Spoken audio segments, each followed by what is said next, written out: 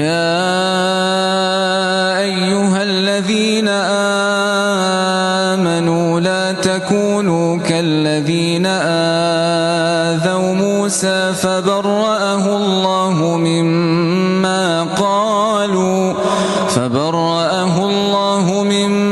قالوا وكان عند الله وجيها. يا أيها الذين آمنوا اتقوا الله وقولوا قولا سديدا يصلح لكم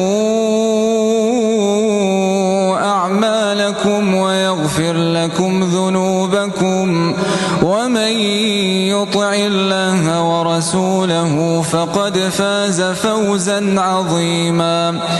إنا عرضنا الأمانة على السماوات والأرض والجبال فأبين أن يحملنها وأشفقن منها وحملها الإنسان إنه كان ظلوما جهولا.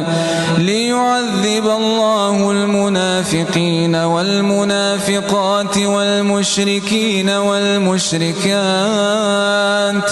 ويتوب الله على المؤمنين والمؤمنات وكان الله غفورا